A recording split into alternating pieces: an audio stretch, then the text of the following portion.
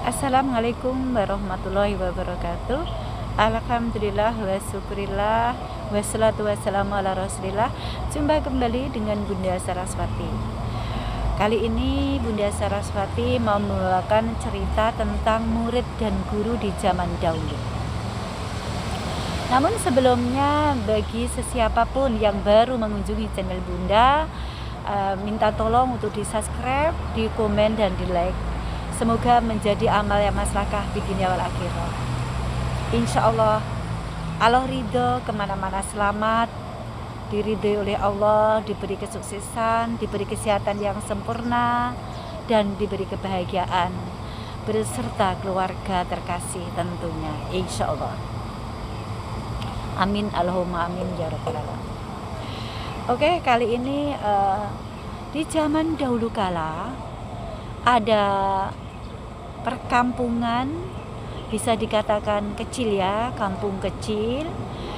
Di situ ada namanya Mbah Yai Imam Maksum. Dia punya surau atau langgar, bisa dikatakan kalau sekarang itu ada musola begitu ya. Karena zaman dulu surau itu apa? Kalau bagi yang belum mengerti tak kasih tahu ya, Bunda kasih tahu. Surau itu tempat ibadah, tempat sholat yang dibuat dari bambu, dianyam-anyam, lalu seperti bilik ya, dibuat agak tinggi, kurang lebih ada 20 cm, supaya kalau ada hujan airnya tidak mengenang dan masih bisa leluasa dibuat sholat. Karena zaman dulu tidak ada tekel dan tidak ada mester, itu tidak ada ya, belum ada ya, begitu ceritanya ya. Dan di sisi lain ada seorang warga yang bernama Pak Marwan. Pak Marwan itu mau punya hajat, ibunya setelah meninggal 40 hari. Dia datang ke rumah Mbah Imam Maksum. Pertama-tama kali dia uluk salam. Setelah uluk salam dia memperkenalkan diri, bersilaturahim. Setelah itu baru dia mengatakan keperluan apa saat ini yang mau dikatakan kepada Pak Mbah Kiai Imam Maksum. Dan singkat cerita, dia memanggil menyuruh atau dia mengundang Mbah Kiai Imam Maksum untuk menjadi imam Yasin dan tahlil di rumahnya karena ibunya baru meninggal 40 hari. Dan dia mau, Pak Marwan itu maunya itu, Mbah, kula niki punya hajat benjing malam Jumat badhe yasinan. Mbah Yai gitu, Pak Yai gitu ya, Ustadz kalau sekarang ya, Ustadz, saya punya hajat untuk memimpin yasinan di rumah saya malam Jumat, Kamis sore gitu. Karena ibu saya baru meninggal 40 hari dan saya mohon Pak Ustadz membawa orang, kalau bisa diusahakan, saya maunya itu 40 orang yang tahlilan atau yasinan di rumah saya gitu. Berhubung Mbah Yai itu punya anak santri cuma 20 orang ya, saya cuma 20 orang teman-teman. Karena zaman dulu itu orang biasa yang sholat di situ, yang menjadi makmum itu cuma 20 orang, itu pun juga ada yang sudah nikah, ada yang sudah tua, ada yang masih remaja masjid, ada yang masih anak belum balik gitu. Ceritanya begitu. Karena tetangga dulu itu jauh ya. Di sini ada mungkin berapa orang gitu. Kalau sekarang 1 RT gitu. Nanti ada lagi baru kita jalan 2 kilo atau 3 kilo baru ada rumah lagi, perumahan kecil-kecil itu. Di situ juga ada mungkin 5 orang, ada 7 orang gitu ceritanya. Yang paling agak banyak warganya itu ya warga di kampungnya Mbah Kiai Imam Maksum itu. Nah, terus flashback ya, yang tadi Pak Marwan sudah pamit pulang, terus malamnya Kamis itu pas di situ itu pas maghrib itu kan dia memimpin memimpin sholat maghrib ya, menjadi imam untuk sholat maghrib. Jadi bilang sama si murid-muridnya itu tadi, muridku semuanya saja, Abah mau bilang sama kamu besok malam Jumat kita ada yasinan di rumahnya Pak Marwan. Kita datang bersama-sama setelah kita sholat maghrib di sini, gitu. Setelah sholat maghrib kita mulai ke sana ke rumah Pak Marwan. Akhirnya itu kan dikumpulin, cuma semua itu ada 21 orang. Itu alhamdulillah kebetulan ada 21 orang. Itu orang yang biasanya nggak ke situ, nggak sholat, nggak sempat jamaah gitu, ada tambahan gitu. Terus akhirnya dia juga, Mbah Kiai itu gimana caranya menambah orang, padahal Pak Marwan tadi mintanya 40 orang. Terus dia kesana kesini ke kampung sebelah begitu ya, ke kampung sebelah. Akhirnya di kampung sebelah itu singkat cerita dapat 4 orang. Jadi semua itu cuma 25 orang ya. 25 orang itu bersama Mbah Yai cuma 26 orang ya. Akhirnya pas tiba saatnya malam Jumat gitu, dia dikumpulin di situ. Setelah sholat maghrib itu diceramai. Terus ada salah satu murid itu yang belum mengerti gimana caranya tahlilan atau yasinan. Terus Mbah Kiai bilang, nanti gampang saja, kalau aku bilang apa aja didengarin dan diikutin ya. Misalnya aku baca Yasin, dia ikut baca Yasin. Sebelumnya kan baca Al-Fatihah, ya Al-Fatihah. Terus Yasinan, lanjut Yasin, ya Yasin. Nanti setelah tahlil dimulai dengan baca Qul huwallahu ahad itu 3 kali. Pokoknya nurut aku aja. Pokoknya kamu pasti bisa. Yang penting ikut aku. Apa aku yang bicara itu kamu selalu mengikuti imam ya, saya sebagai imamnya. Oke. Kalau begitu enak Mbah Yai, aku bisa nanti, insya Allah aku bisa. Oke lah. Setelah saatnya tiba, datang bersama-sama ke situ. Ya, pertama-tama uluk salam, yang kedua adalah sambut-sambutan ya. Pertama sambutan dari Saibul Bait yang punya rumah, tapi diwakili oleh Mbah Yai. Terus saat itu terus dimulai yasinan lah ya. Setelah sedikit ceramah, sedikit tausiah, lalu langsung dimulai bacaan Yasin ya. Setelah bacaan Yasin dilanjutkan dengan tahlil. Dan tahlil itu waktu Yasinan itu lancar, dan membaca surat Qul huwallahu ahad 3 kali itu lancar saja semuanya.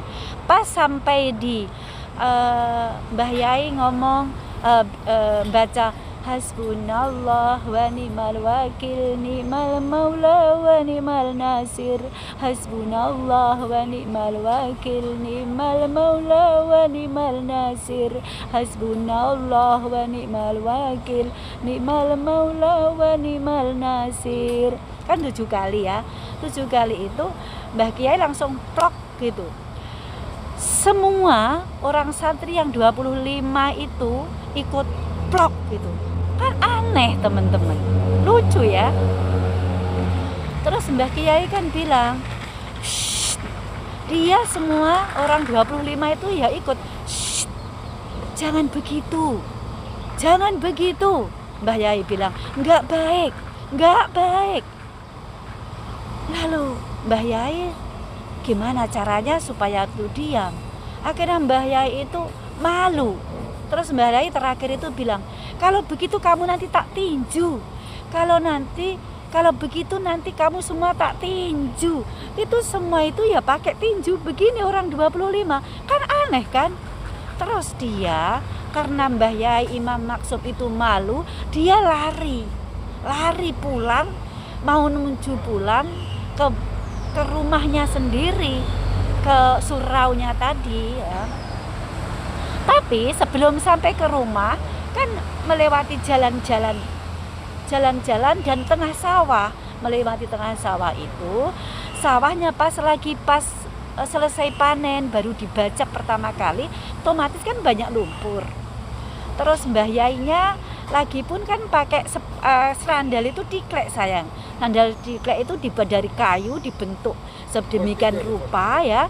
Terus akhirnya dibuat dipakai apa itu loh, sepet ya, di kulit kelapa yang dirajut-rajut, yang diuntir gitu.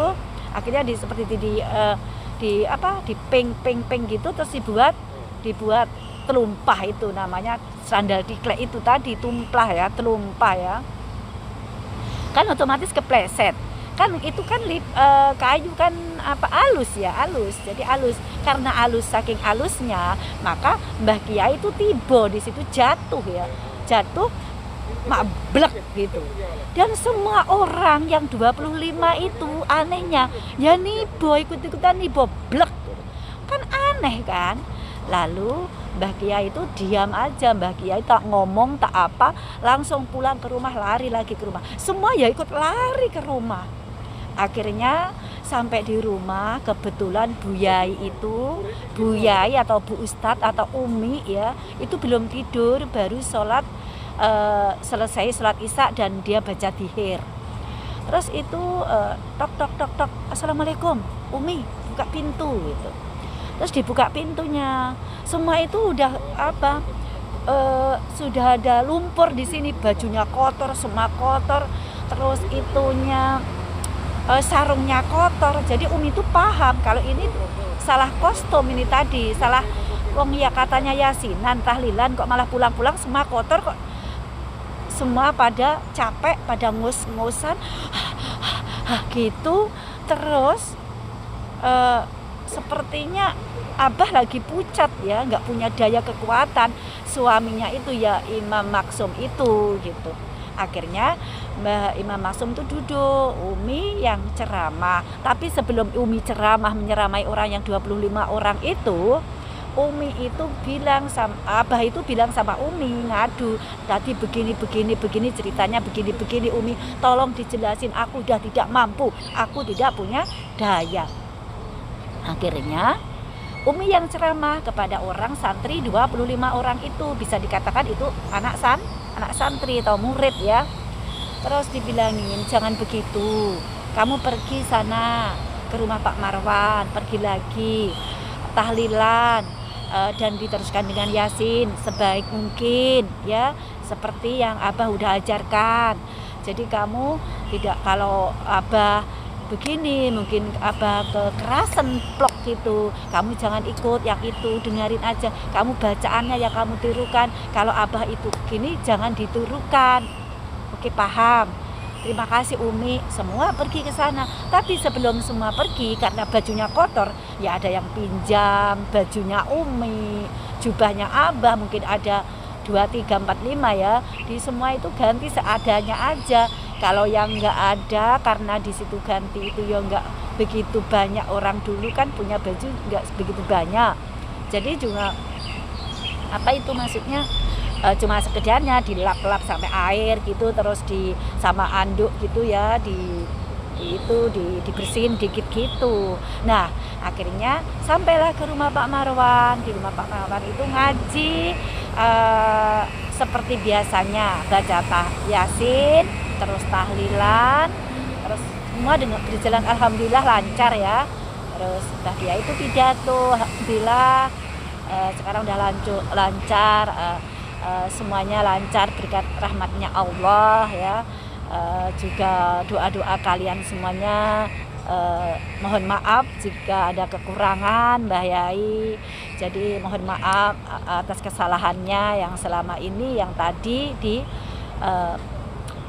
berbuat oleh anak-anak saya, dan saya juga minta maaf. Sebelum doa itu kan terus langsung ditutup dengan doa sabu jagat. Namun sebelum doa sabu jagat, dia Mbah Kiai itu baca Allahumma inna as'aluka selamatan fitin wa afiatan di jasad wa syahadatan bi ilmi wa barakatan bi rizki wa taubatan bi kubur maut wa rahmatan idal maut, dan seterusnya. Lalu Rabbana atina fid dunya hasanah wa fil akhirati hasanah wa qina adzabannar wa qina adzabannar wa qina adzabannar wa sallallahu ala sayyidina Muhammadin wa ala alihi wa barik wasallam. Subhanaka rabbika rabbil izzati amma yasifun wa salamun alal mursalin walhamdulillahi rabbil alamin. Oke, akhirnya cukup cerita itu sudah. Nah, anehnya itu si Pak Marwan itu tidak tahu kalau itu tadi yasinan yang pertama kali tadi, tahlilan yang pertama kali tadi salah. Maka dipanggillah istrinya, dia ke belakang, istriku kesini. Terus semua orang itu mendengarkan di situ ya, yang di situ itu membantu masak, membantu nasi, membantu membuat kue itu ya. Akhirnya yang sininya, yang Pak Ustadznya sama muridnya tadi pas makan prasmanan kecil-kecilan, makan apa seadanya, kue, makan nasi gitu ya. Itu terus Pak Marwan itu manggil istrinya, tolong kesini, kamu sekarang masak lagi. Digerakkan masak lagi, semua itu saudara-saudara yang membantu masak lagi, masak kue lagi, apa pokoknya dilebihin, karena ternyata yasinan itu, tahlilan itu susah banget. Jadi kalau saya pun nggak mampu, ada jatuhnya, ada larinya, harus pulang ke rumah lagi, baru nyampe ke sini, baru sekarang betul seperti ini. Jadi dipikir itu dari awal sampai akhir itu semua benar gitu Pak. Pak Marwannya itu nggak paham ya, juga nggak paham karena masih awam agama Islam, dan masih waktu itu masih penyebaran agama Islam ya, karena belum sampai sekarang saat ini mudah banget dipelajari. Islam itu ternyata mudah, tapi kalau dulu itu kan susah ya, cari bukunya belum lengkap, belum kayak gini ceritanya ya. Terus itu flashback ke itu, ke Pak Marwan. Akhirnya Pak Marwan itu juga nggak tahu kalau itu salah kostum, salah kaprah ya. Terus istrinya itu dipanggil ya. Nanti kalau ngasih bekal pulang itu yang biasanya 1 dikasih 2. Kalau zaman dulu bekalnya pulang itu kan dikasih daun pisang ya, dibuntel daun pisang gini. Kalau sekarang kan besek ada, terus ada hap aluminium, juga ada dikasih pokoknya sekarang cantik, dikemas cantik ya, kalau sekarang kan begitu. Kalau dulu itu enggak sayang, dulu itu cuma dibungkus ya, dibungkus daun kelapa. Jadi aneh begitu, jadi enak banget, tapi bukan daun kelapa, itu dibungkus daun pisang, tapi malah enak banget. Bunda juga pernah tandur ya, tanam padi di sawah, terus dikirim sama ibu itu dibungkus daun pisang. Enak, nikmat. Walaupun itu cuma sayur gori dan nasi ya, itu enak banget, nikmat, subhanallah, nikmatnya, masya Allah ya begitu. Terus ceritanya itu ya itu dikasih pulangnya itu berkatane itu, bekalnya itu dikasih lebih. Terus uangnya kalau dulu kan dikasih cuma 2 repes gitu ya, 2.000 kalau sekarang. Tapi kalau sekarang terus minta tolong nanti kalau uangnya masih ada dikasih 5.000 begitu. Saya dia itu karena ada mbahku yang mau lihat aku, jadi aku nggak boleh modai gitu ya. Begitu ceritanya, terus alhamdulillah terus ceritanya itu setelah itu itu maaf ya, itu mbahku tuh menggoda, jadi aku tadi suruh cukuplah damai di situ. Tapi dia kan olahraga, jadi kalau dia olahraga itu aku juga olahraga, ini juga ada tempatnya gitu. Maksudnya aku tidak karena aku membuat video, bukan, karena ini sudah ada tempatnya, karena sama perempuannya, sama istrinya. Jadi kan orang tua itu seharusnya kan nggak negur saya, karena kalau sudah dia sama istrinya seharusnya dia nggak negur saya gitu. Tapi biasanya juga begitu, karena aku tahu buat video dia kesini, jadi aku bilang tadi saya kayak gitu ya, maksudnya nggak usah lihat saya kan, bilang gitu ya. Oke, terus flashback ke cerita ya, maaf ya ini tadi tak skor sedikit. Terus flashback ke cerita, terus itu Pak Marwan itu nggak tahu bener ya kalau ternyata yasinan itu katanya susah, sulit, ribet, jatuh, terus lari-lari ke rumah, akhirnya kesini lagi begitu. Nah, anehnya juga santrinya itu yang sudah ngerti agama, sudah di briefing secara baik, dia sudah tidak ngerti kalau itu salah, padahal udah dijelasin oleh Bunyai yang itu tadi salah, ya jangan diulangi lagi. Malah santrinya itu bilang usul gitu, Mbah Yai, ada apa muridku, kalau nanti tahlilan lagi, yasinan lagi, ikut yang ini aja. Kalau yang tadi lari-lari tadi susah, aku capek banget Kiai, tapi yang ini aja ya Kiai. Ya begitulah, makanya kita itu perlu belajar dimanapun berada. Dan orang kiai, ustadz, ustadzah itu juga manusia, punya kesalahan. Maka kesempurnaan itu hanya milik Allah, dan kesalahan Bunda itu adalah karena kebodohan Bunda semata-mata.